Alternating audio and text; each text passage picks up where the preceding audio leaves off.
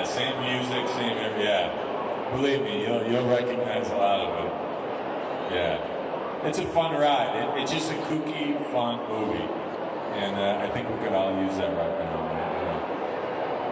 Yeah. All right, what you got, man? Hey, it's Spock. Spock? Oh, Spot. Yeah, Spock. I can't tell you that. You gotta watch the movie. We can tell you that Spock is not going to be in the movie. Yeah. We both wrong. Dr. Spock is not going to be in that movie. It's the wrong show. I'm sorry, sir. No, you'll recognize a bunch of stuff. And everybody's like, where's Eddie Munster? Where's it? Well, they just met, man. I mean, it takes a while to have a baby. I think you guys will enjoy it, and hopefully we'll do more. We'll see. But yeah, we put a lot of love into it, and especially I'll leave the last thing. Especially during COVID, there was 6 of us.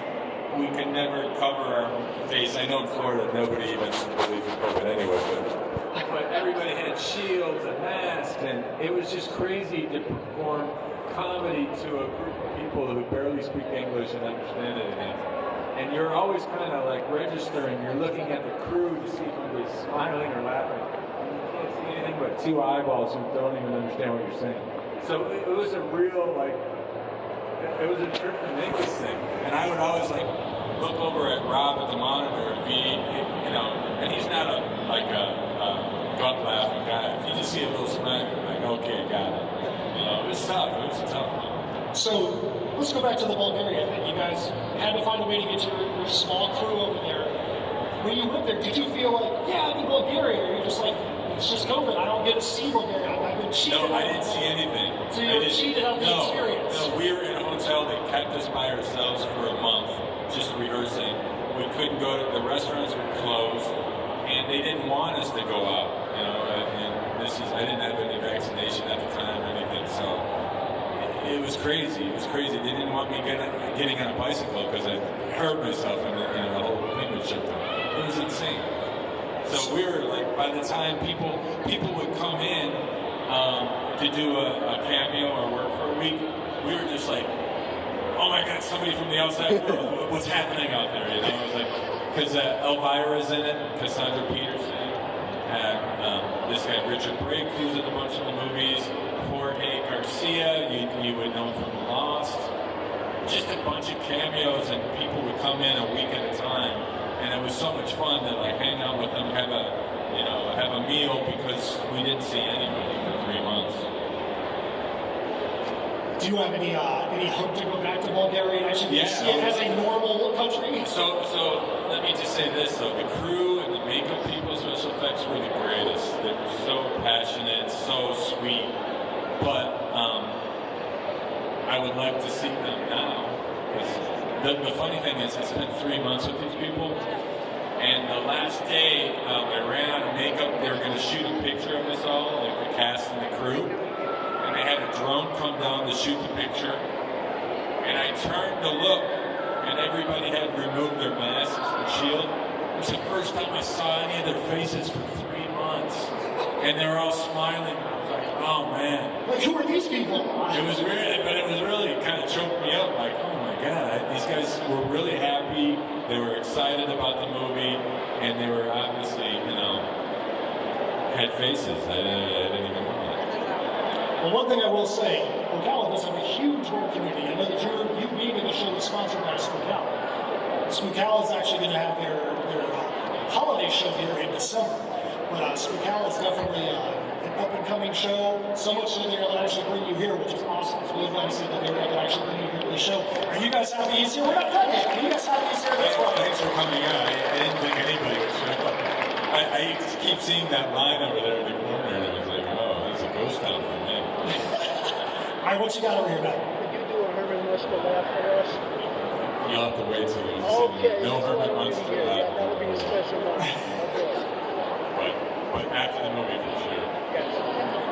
All right, does anybody else have any other questions on here? We have a few more minutes. We can get some questions in. If there's anything you got from time on the movie with the Munsters, or being a Geico caveman, anything like that, any questions you got? What you got over here, man? Speak real loud for us.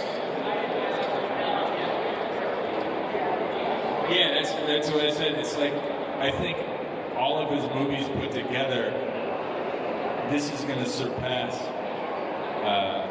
people seeing his movie on Netflix more than all his movies, because it's that huge. I mean, it's like I think it's like 600 million viewers around the world. So yeah. I think you probably get a different cross-section of people as well, because people that are going to be like, do I want to put down money for a Rob Zombie movie, might be a different cross-section than people that are like, let's start on Netflix and see what the most recommended movie is today. So you might get a whole different fan base that may not have been exposed to the movie. Yeah, and all those poor kids are going to like go to some of his old movies to try to relive those laughs and sweetness, and their parents are going to, their heads are going to explode. Any more questions out there? Back in the corner, what you got? Speak real loud for us. What was it like working with Rob Zombie on which film? Which film? On this one or? What was it like working in with general, Rob I think I said, like, he comes from a music background, so I really believe he's like a jazz conductor. He comes with a script and a good idea of what he wants to do, but he wants all his performers to shine. He writes different scenes for them, and if he sees things going well, he'll adjust the script. And so yeah, it's a rare thing. Sometimes they're so locked into exactly what their storyboards say, you just have to say the line and get out of the way.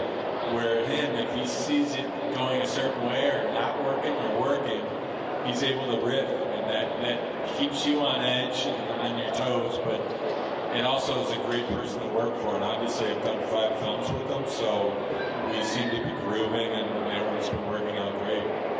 He's a good guy, he's very passionate. So outside of the upcoming Munsters movie, is there anything else that you have that you're working on that you're able to talk about? Yeah, they just released this thing. It's called. He's a guy. His name is Joe Bigas, and he's kind of like a Rob Zombie guy, where he writes and directs, but he also shoots his own stuff on 16mm. And we did this movie in Northern California. And it's called Christmas, Bloody Christmas. And there's it's going to be released on Shudder in December, but it's a robot, a bloody robot holiday movie. Crazy. But I think you can see pictures online, but the robot's in a Santa Claus suit. So all those kids that are watching the Munsters are going to tune into this, and it's definitely not PG. It's very graphic. Well, now we know. We've got time for one more question. Anybody out there with a question? I'm sure there's going to be one question out there to make it good. Now we'll go here. You know what? We got 2 right here that we're going to go to you as well. What you got, Matt?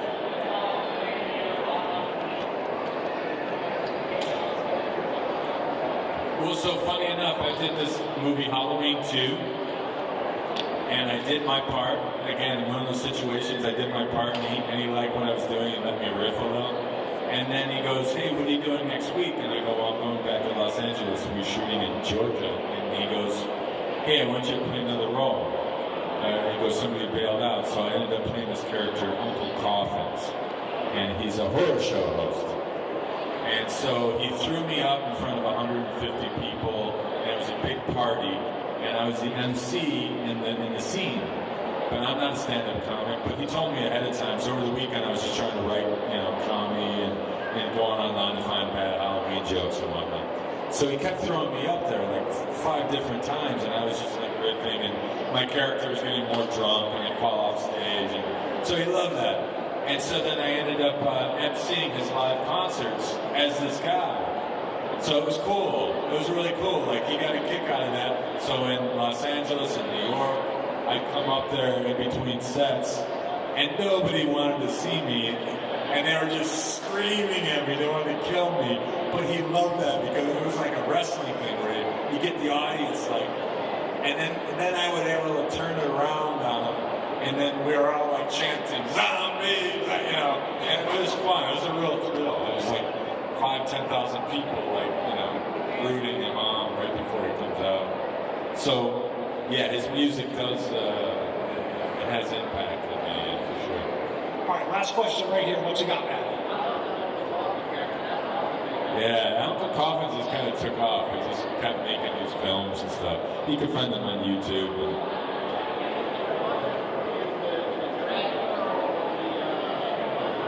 You'll have to watch the movie. He's asking about Dracula or the Munsters coach. But I did sign one of those in Detroit recently. A few months back. Yeah. All right, so we've run out of time here, but here's what I want to know. You know, he's got a table all the way in the back with the rest of the celebrities. Tell them what you got back there and tell them why they need to walk or run, not walk, to get right back there to your table and continue the conversation with you. You could walk, you could stroll. I'll be there all weekend. But I had Munsters hats, I had posters, photos from all different movies, and then we had this backdrop that's actual Munsters house that we built in Budapest. The whole neighborhood. We built a house, 6 different houses around it, cement curbs, and it was cheaper to do that than to shoot one day in Universal lot. So it sits in Budapest right now. It's amazing. And you'll see it in the movie and you'll go, oh my God, they built this whole neighborhood. So anyway, I have a picture and then people seem to like shooting these selfies in front of it. So it's kind of a hoot. All right, so hold your applause for a second.